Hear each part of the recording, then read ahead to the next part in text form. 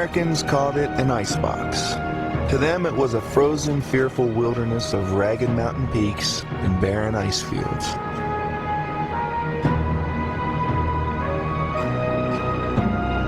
We know better now. In the language of the Aleut people, Alaska means the great place.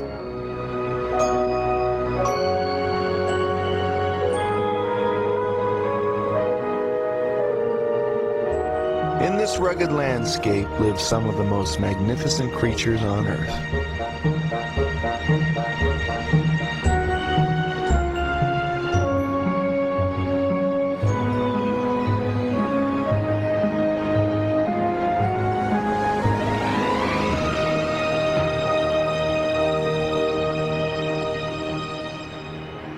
The first Western explorers to arrive on this coast in the early 1700s weren't actually looking for Alaska. They were trying to find a way around it, a northwest passage through the Arctic.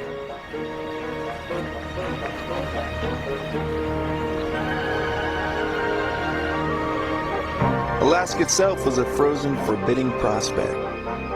The first Westerner to set foot on this great land also died here. The Danish explorer Vitus Bering arrived in the Aleutian Islands in 1741. With that first visit, Alaska slowly began to reveal its secrets. Georg Wilhelm Steller, a biologist with Bering's party, brought back the first written account of Alaska's wildlife. In the islands along the coast, Steller saw these giant marine mammals. Their deafening roars and tawny coloring reminded him of lions, and they became known as Steller sea lions. They are the largest of all sea lions and can weigh as much as a ton. The thick layer of blubber keeps out the Alaskan cold, which sometimes drops to 80 degrees below zero. Their bulk makes them awkward on land.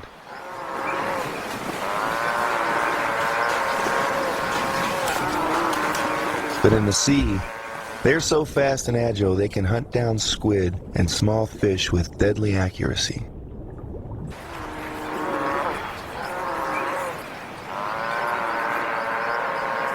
They crowd together on this coast because the icy waters are teeming with fish.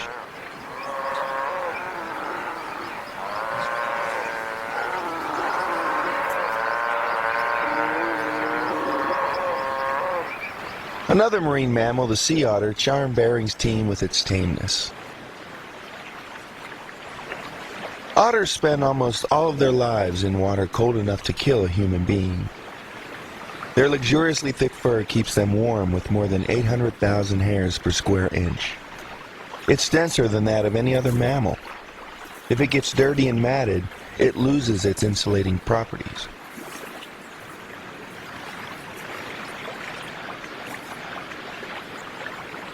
Hair care is a matter of life and death.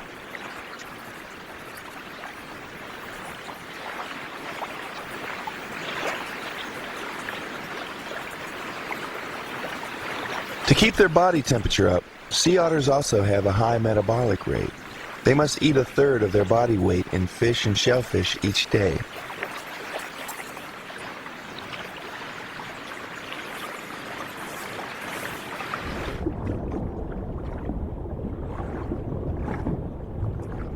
Sea otters will dive as deep as 60 feet in search of food. Back on the surface, their bellies serve as dinner plates.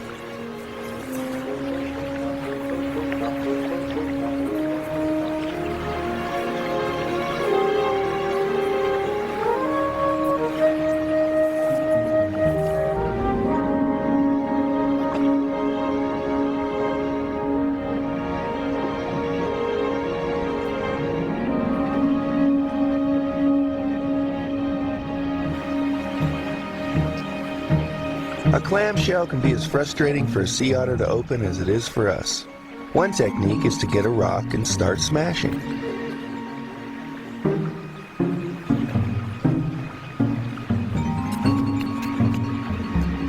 If a particular rock works well, the otter will sometimes keep it for an entire clam-eating session, tucking the rock under its arm for each dive.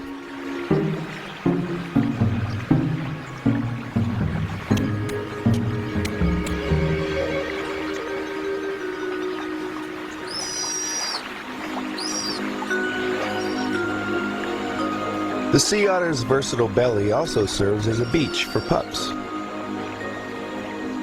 Sea otters mate and nurture their young at sea.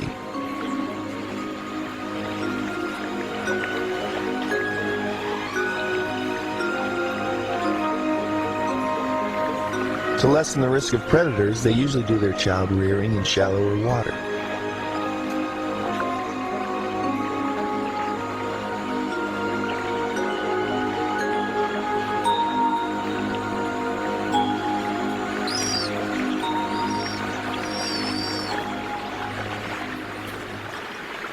The youngest pups are too buoyant to dive, and parents must briefly abandon them to find food.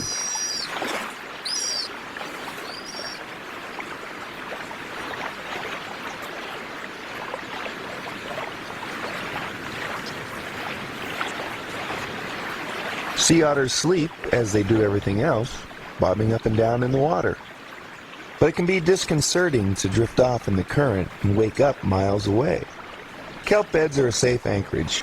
Swaddled in their long strands, the otters can sleep securely. Biologist Wilhelm Steller's fascination with sea otters dealt them a deadly blow.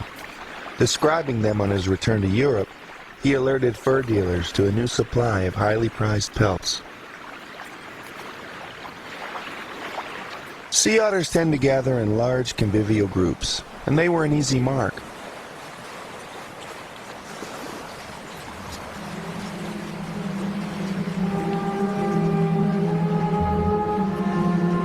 By 1760, Russian fur traders had already hunted the sea otter population close to extinction. They began to look for other sources of fur. But fur seals proved harder to catch. They always seemed to swim just out of the hunter's reach.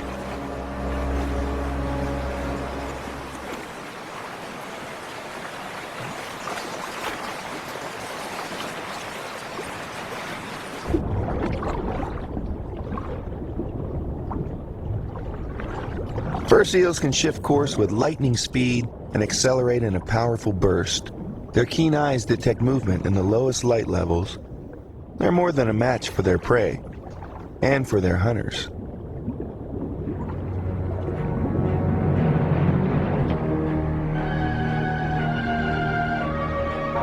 Then in 1786, Gavril Privalov stumbled across a huge fur seal breeding ground on the island that now bears his name.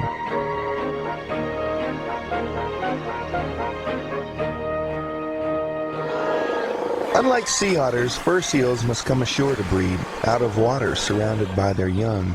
They are slow and vulnerable.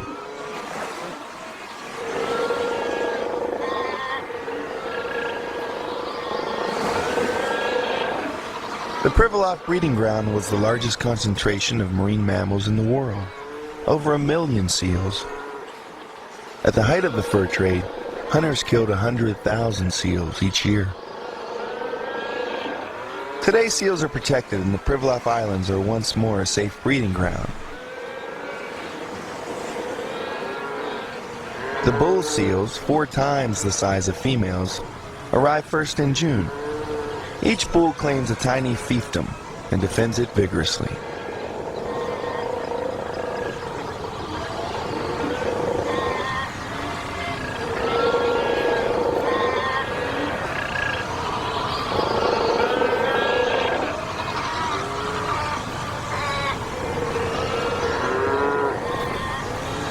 Sometimes scuffles escalate, and now and then there are serious injuries.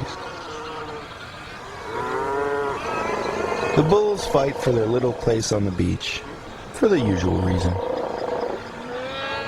The females arrive in mid-June and give birth to their young from last season's mating. Mother and pup bond by exchanging scents and recognition calls.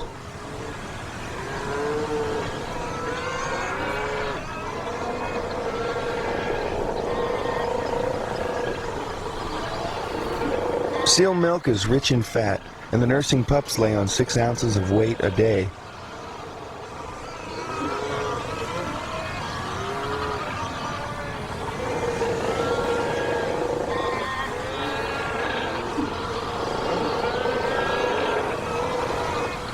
Within that first week after giving birth, the mother mates again and then returns to the sea to hunt.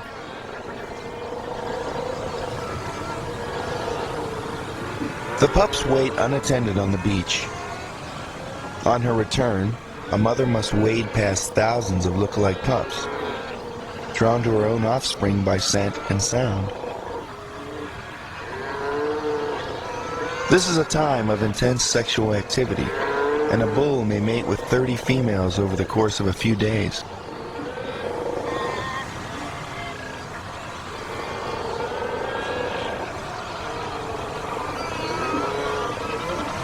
The territorial hostilities sometimes spill over to unprotected pups.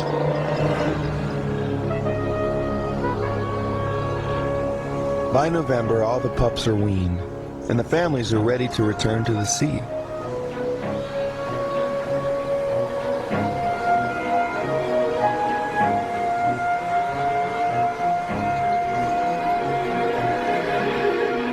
Away from the chaotic dating games of the beach, the foxes of Pribilof Island enjoy a more relaxed breeding season.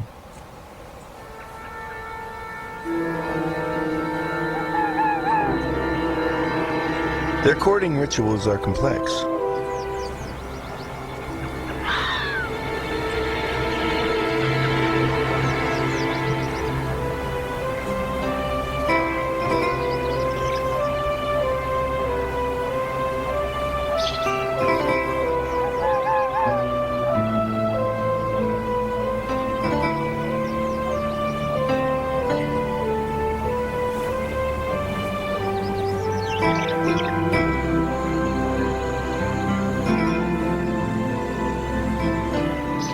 Once male and female become a couple, the male marks his territory to deter outsiders.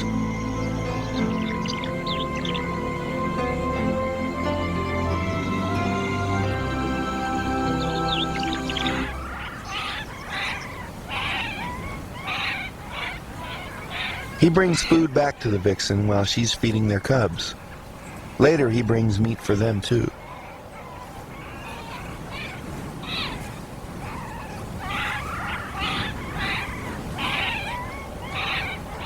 The vixen grooms her offspring.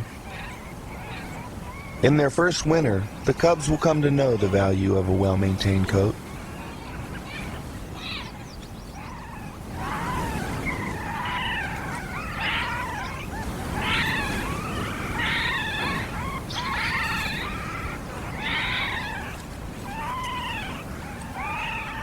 The region's 18th century traders and trappers also saw value in these luxurious coats. With the fur trade in full swing, Alaska's first capital was about to be born. In 1780, the Russians chose the picturesque island of Kodiak as Alaska's first capital.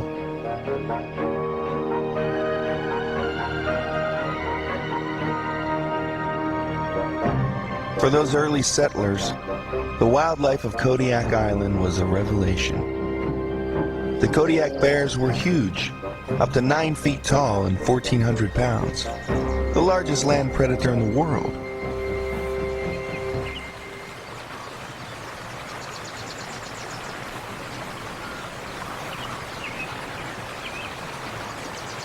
But nervous settlers gradually learned that Kodiak bears seldom attack humans.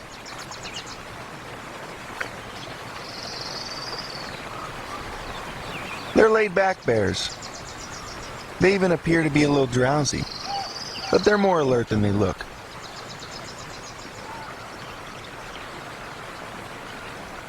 Their eyesight is sharp and they're quick to spot the slightest movement.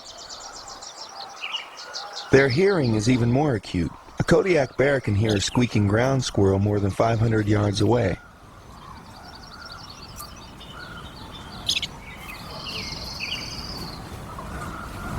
The bear can also smell food as much as 10 miles away.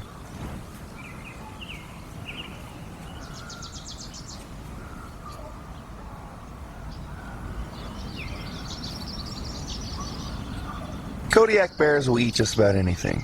Roughly half their diet is vegetation, mainly berries and roots. They also eat whatever meat they can catch, from ground squirrels to young caribou and moose.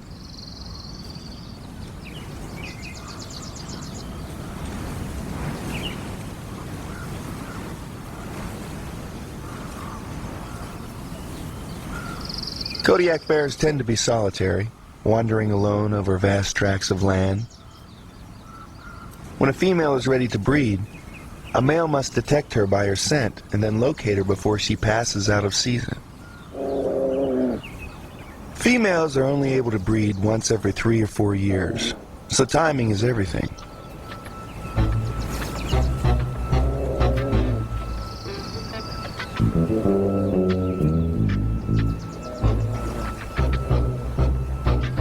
Often more than one male will pursue a female. Neither of these guys makes much of an impression. She just flirts.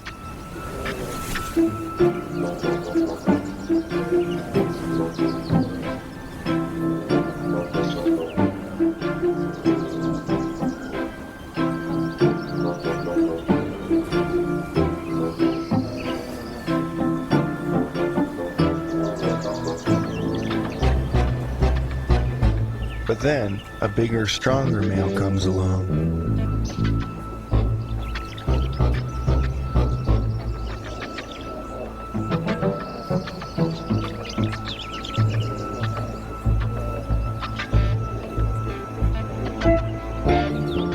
Their splendor in the grass is a leisurely interlude.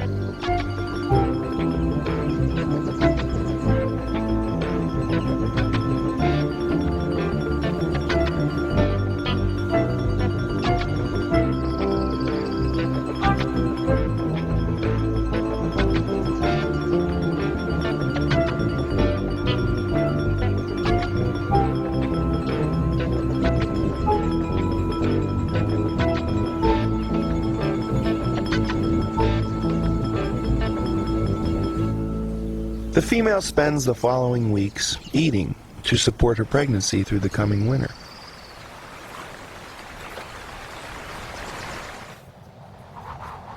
As the weather becomes colder, the bears head up to the hills. It gets so cold and food is so scarce that Kodiaks sleep out the winter.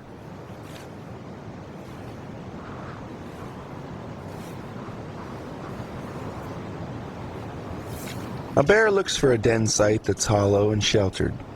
Then she digs in. The snow will eventually cover her like a blanket.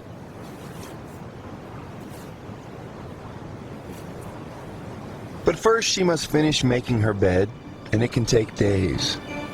She just wants to sack out for the winter. She naps drowsily, tossing and turning.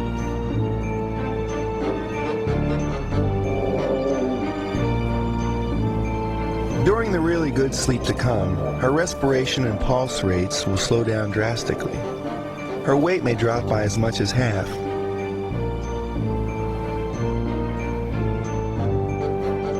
But hibernation is not a deep, unwaking sleep. The bear's senses are merely dormant, and her nose is never completely off duty.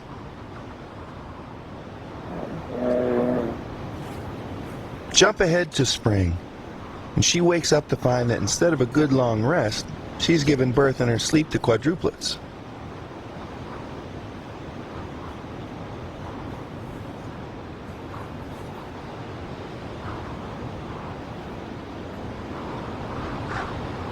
The cubs have been nursing through much of the winter, and now they emerge from the den eager for their new life. They are no doubt the great joy of her life, but a mom sometimes has trouble mustering the energy to show her finer feelings.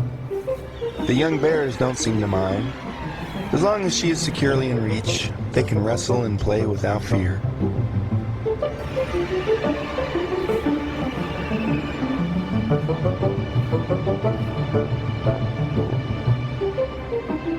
The female keeps her cubs near the safety of the den for as long as possible, while they gain in strength and size.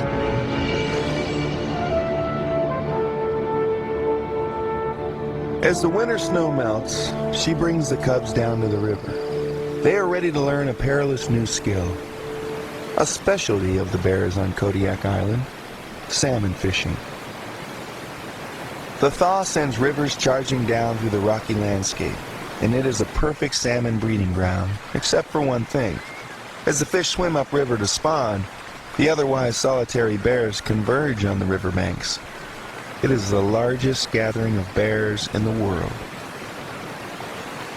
Some bears wait in shallow pools with their snouts in the water, snorkeling for fish. Another option is to stand at a convenient rapid and wait for the fish to jump.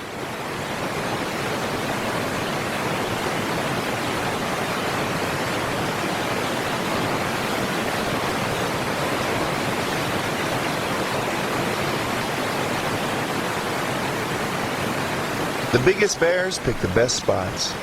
The younger ones have to fight for every mouthful.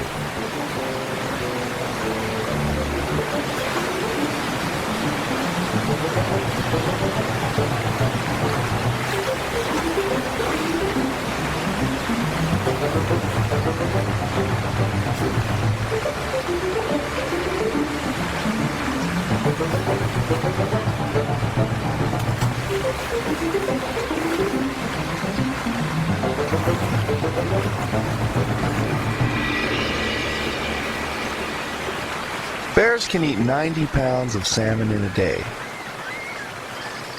They prefer the younger gray salmon because they contain the most fat.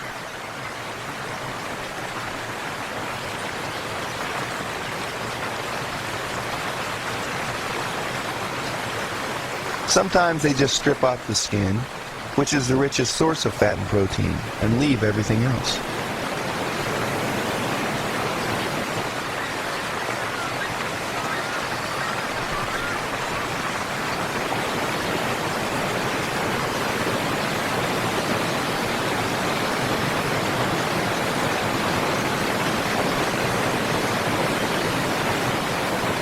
In the end, nothing goes to waste.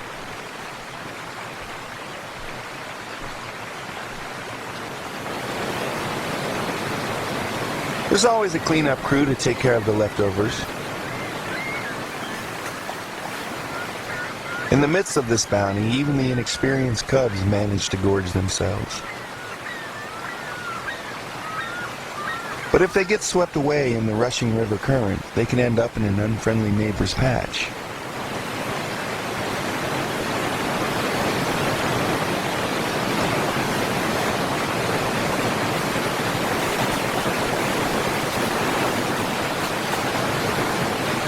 The mother charges to the rescue.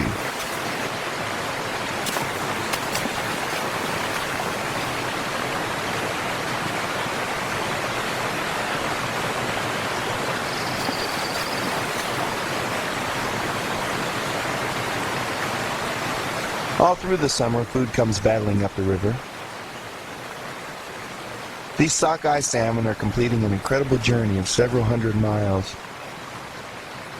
From far out in the open sea, they're going home to breed, on the very site where they began their lives 4 years earlier.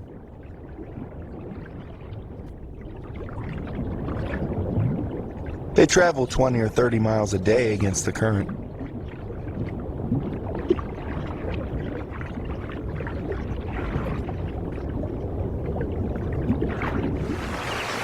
Once they reach their breeding grounds upstream, the intricate mating rituals begin.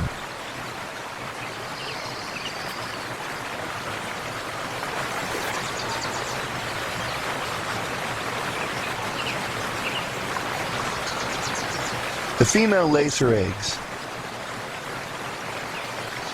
and the male instantly fertilizes them with clouds of sperm. Their lives are now over.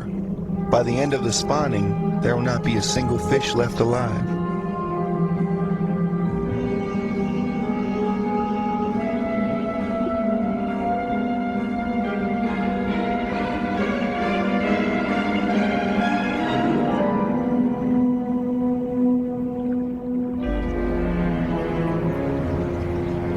But among the dead and dying fish hidden away on the riverbed, the fertilized eggs are already developing.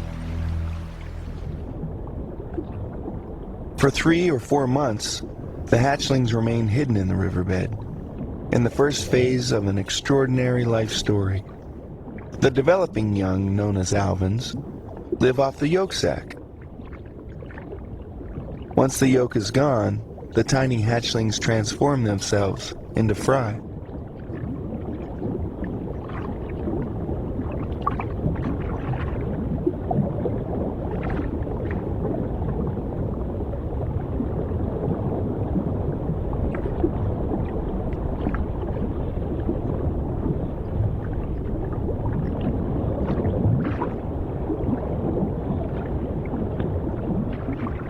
The fry turn away from the sea and set off upriver to a freshwater lake where they will remain for up to 2 years, eating and growing. They're easy prey for larger fish during this time. Only 1 in 6 will make it to the next stage. Their adult lives will take them into the open sea, but first they must go through a physiological change called smolting to prepare them for life in salt water.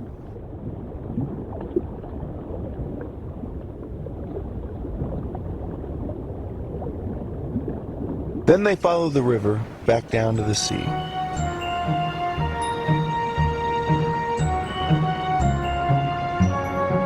Like their parents before them, they're heading for the cold waters of the Alaskan oceans.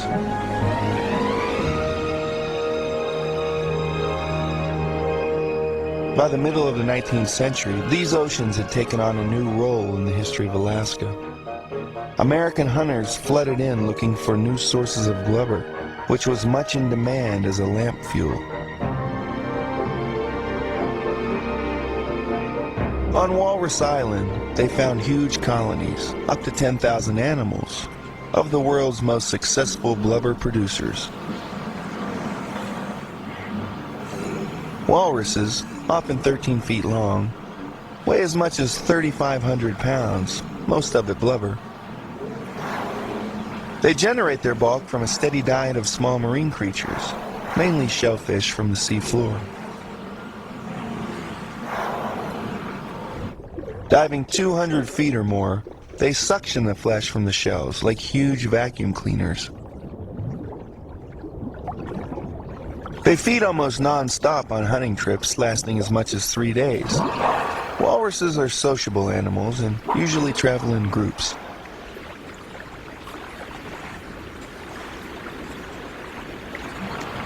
Even with their blubber to protect them, a long spell at sea can turn the walruses literally blue with cold.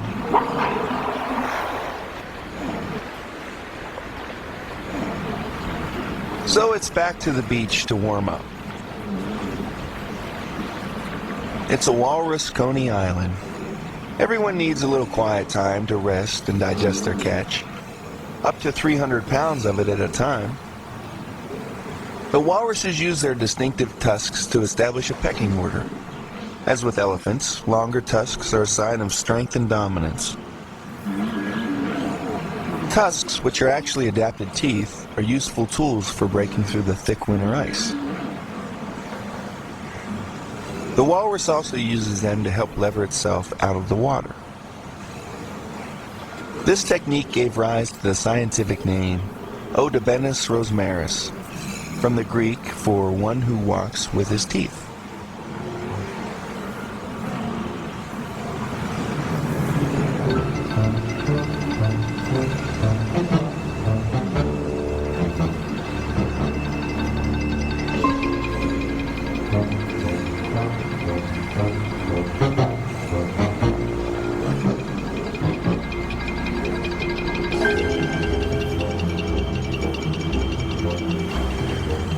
Fortunately for these great creatures, the American blubber hunters did not stay long at Walrus Island. An even richer bounty diverted their attention. Whales were becoming scarce in southern oceans, but they were still plentiful around Alaska.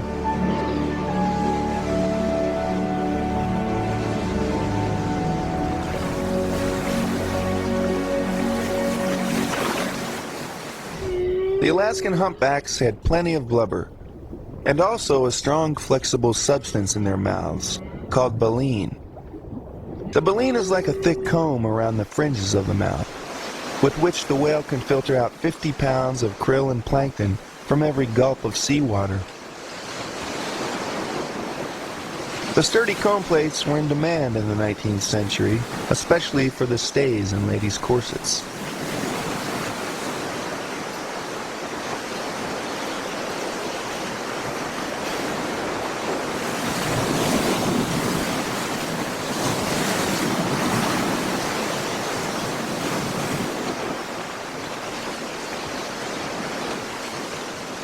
For the whales, the best way to escape hunters was to dive. Humpbacks, being mammals, cannot breathe underwater, but they can dive for 20 minutes on a single lungful of air, long enough to confuse most hunters.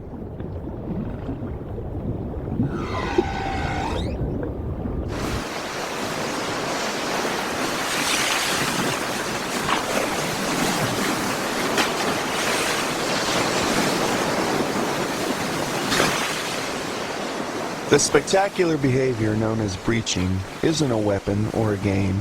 It's a sort of telegraph system. The sound of the crash resonates through the ocean.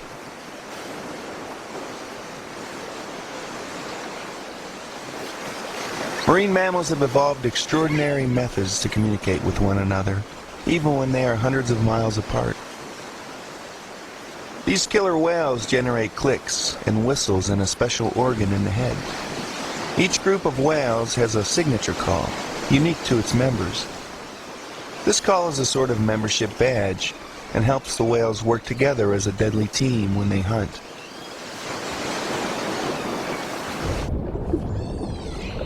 Killer whales have sharp teeth, not baleen. They earn their name. But they are also intensely social animals, and their lives make the waters off Alaska resonate with meanings we have not even begun to understand.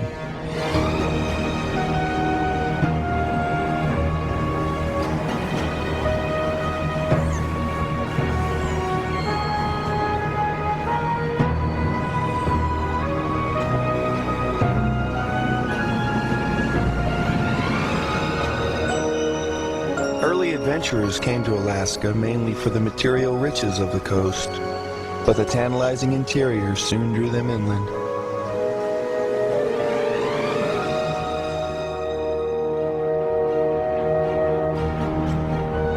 By the 1860s, with the fur trade dwindling, the Russians began to lose interest in Alaska. In 1867, the United States bought Alaska from Russia for a price of $7 million, or just 2 cents an acre. Much of America ridiculed the move, calling Alaska Wall Russia and a dreary waste.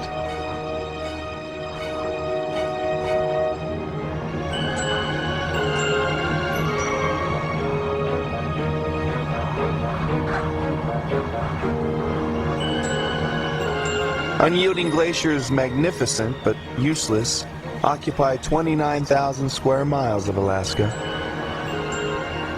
The most spectacular of these glaciers run right down to the sea, where chunks of ice calve off into icebergs, some as tall as a 13-story building.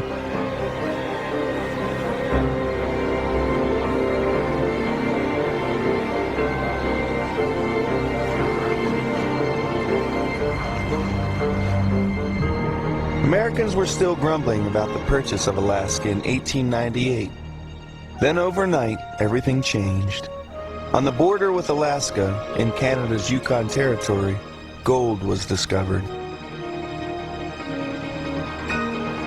Eager prospectors poured into the uncharted interior. Few of them struck it rich, and many starved and froze in the unforgiving Alaskan wilderness. Ravens gathered to feed on the carrion.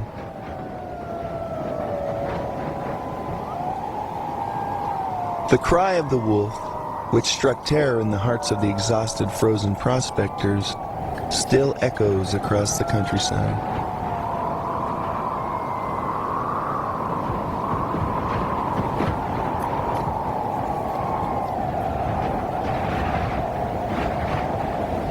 Unlike the prospectors, the wolves are well adapted to the rigors of the climate.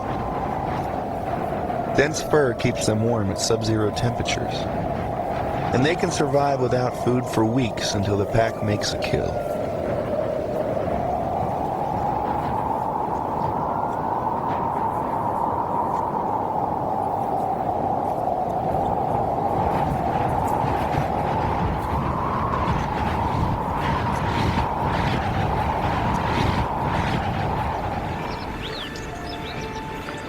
As the ice begins to melt in spring, the females find a sheltered place and make a den to give birth.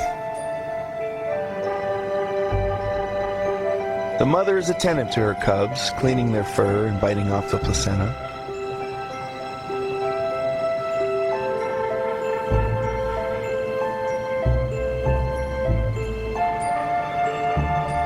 Temperatures still hover around freezing. The cubs depend on their mother for warmth.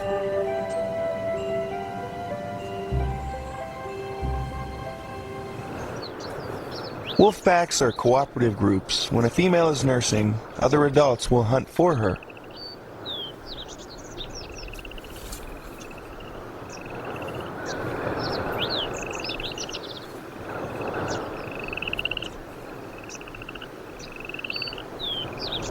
After 3 weeks, the cubs begin to venture outside the den. Soon they develop a taste for meat.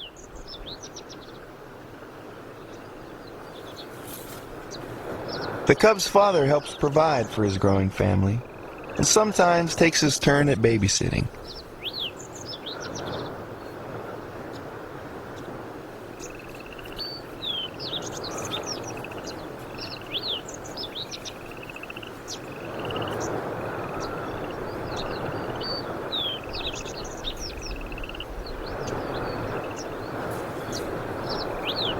Wolves eat the kill on the spot and then regurgitate the partly digested food when they reach the safety of the den. It may not be what we think of as home cooking, but the cubs seem to like it.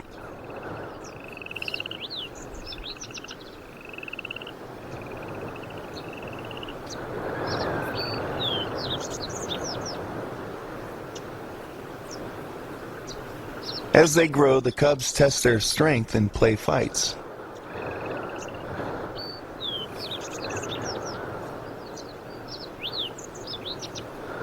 One cub already has the upper hand. The social life of the pack follows a strict hierarchy, and cubs quickly establish their own pecking order.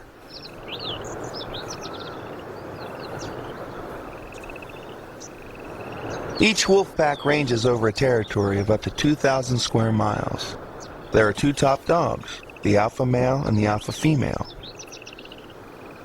And below this is an established ranking, constantly reinforced by greeting rituals.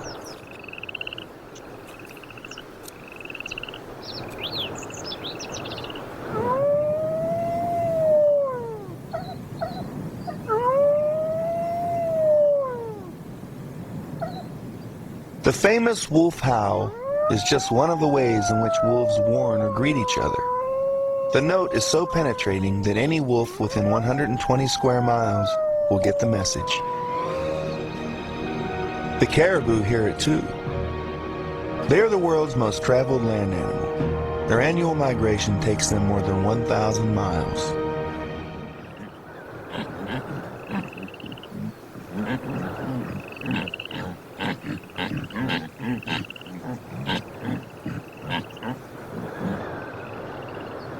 As spring approaches, the caribou move north across Alaska.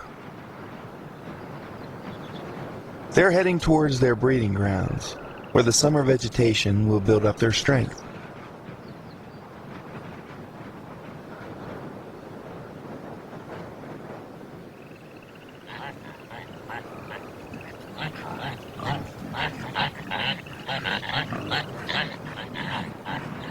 By late May, the first calves are being born.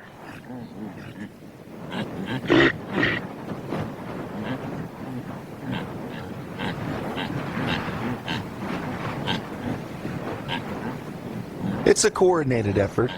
90% are born within the same week.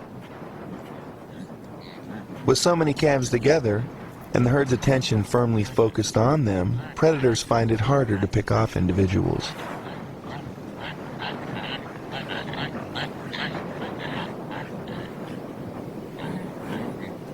The calves settle swiftly into their new lives. Within an hour they can walk, and by the end of the day they can outrun a human. They will double their birth weight in 10 days.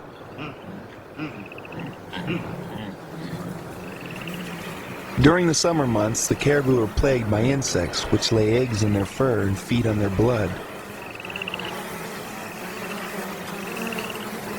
To escape this misery, the caribou keep moving on, heading up to the cool mountain slopes.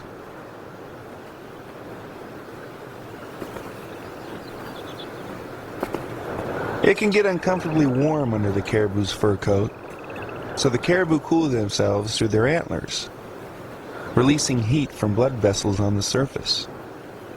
Both sexes have antlers, unlike most other deer, so female caribou stay cool too. The long trail takes the caribou across many perilous river crossings. With their broad, paddle-like hooves, caribou are strong swimmers. Their waterproof fur coats protect them from the icy water, which comes straight from the glaciers. It's cold enough to kill a human in seconds.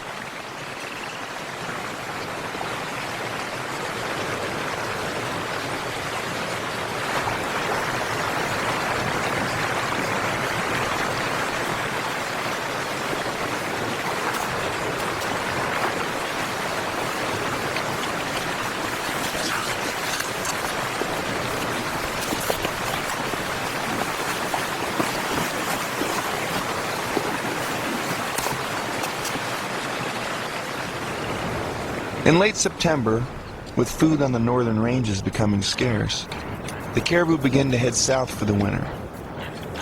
On the way, the bulls come into rut and begin to fight for mating privileges.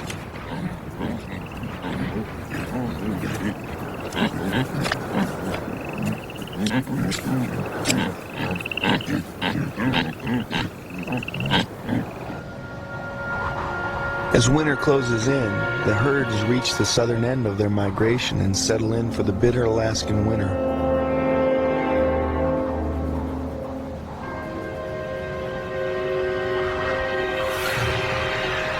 Their neighbors, the wolves, are already waiting. The caribou are fast and agile, so only the weakest animals are at serious risk in the beginning. Wolves hunt as a pack. They test the herd to find and isolate its most vulnerable member.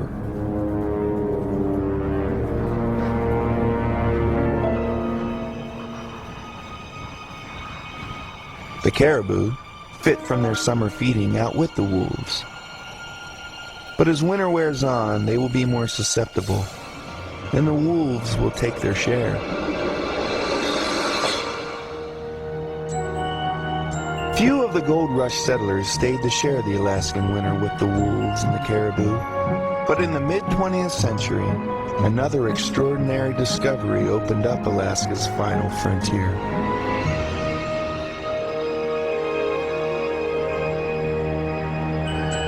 In 1958, modern prospectors discovered oil at Prudhoe Bay.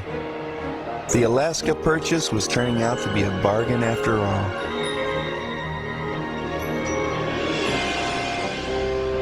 Finding the oil was one thing, moving it another. America responded to the challenge with the Trans-Alaskan Pipeline. 800 miles of triumphant technology. The pipeline carries millions of gallons of oil through some of the world's most unyielding, ice-bound wilderness. Oil workers in the frozen landscapes of Prudhoe Bay saw Alaska as a stark white world where hardly anything moved, except for one massive animal, which terrified them.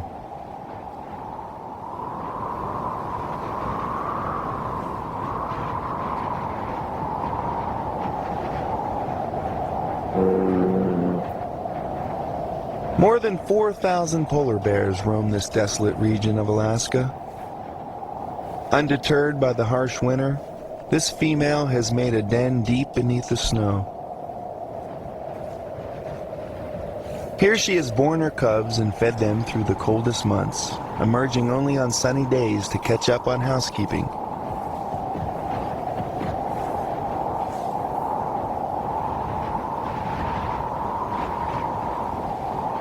In March, the new cubs emerge from the dark warmth of the den. It's their first real look at the dazzling world outside.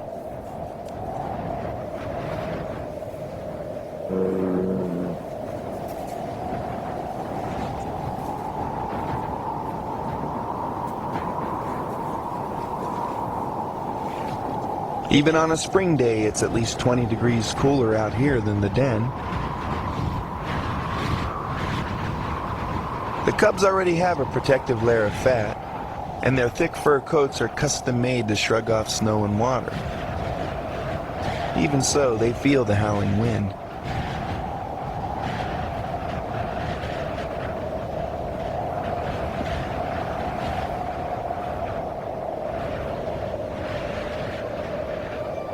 These cubs will stay with their mother for 2.5 years. She'll teach them the skills they'll need to provide for themselves in this barren world.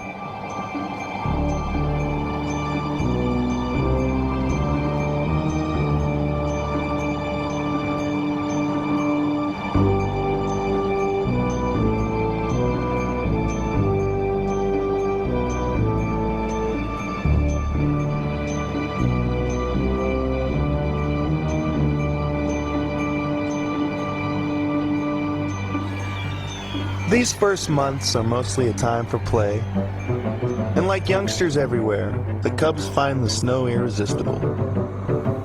The cubs' play fighting teaches them coordination and helps them develop and strengthen their muscles. The wrestling matches are rehearsals for the more serious competitions that sometimes occur between rival adult males.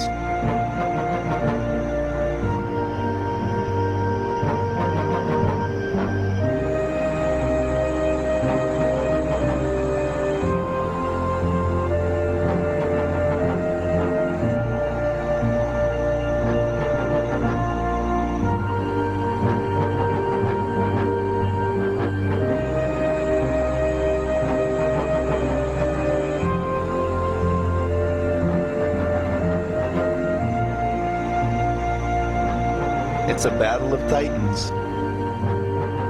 A full-grown male polar bear weighs as much as 6 human adults.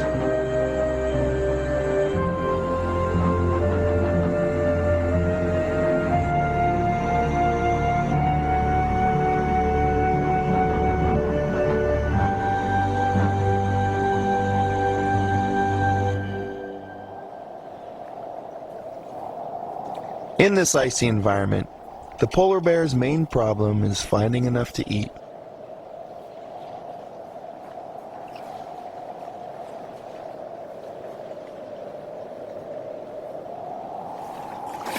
Their diet consists almost entirely of seals, but the bears may have to travel long distances to find them.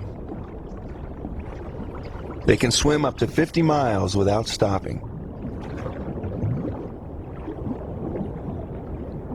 They use their powerful front paws to propel themselves. Their back legs serve only as rudders.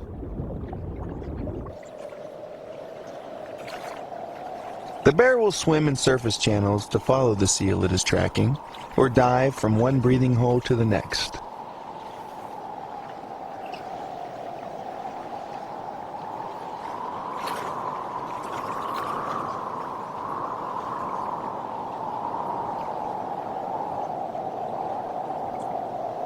When it finds the seal, the bear tries to sneak up on it. But seals frequently spot the approaching hunter.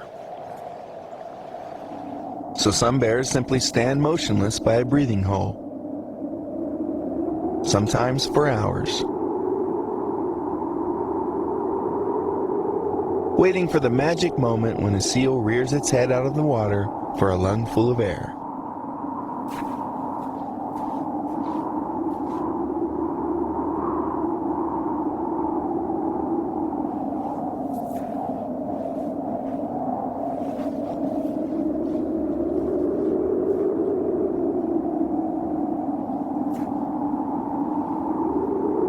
The powerful bear makes short work of the hapless seal.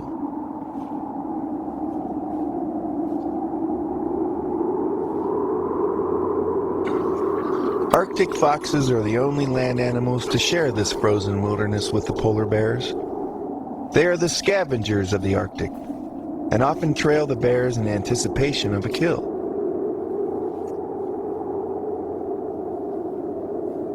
Polar bears don't just devour their prey whole. They prefer the fat, and sometimes leave the rest for the fox.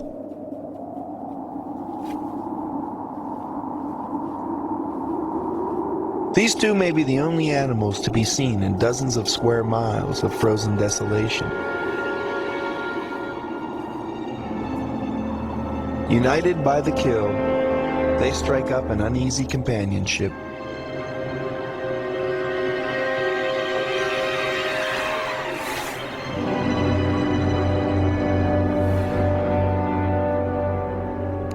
From their vantage point at the top of the world, the mighty polar bears have overseen the ebb and flow of Alaska's history. Their kingdom has been broached but never threatened. Human visitors have trespassed only briefly. And in the far north of the great place called Alaska, the evidence of our intrusions quickly vanishes beneath a fresh fall of snow. Alaska remains an untamed wilderness, a last frontier for the modern world.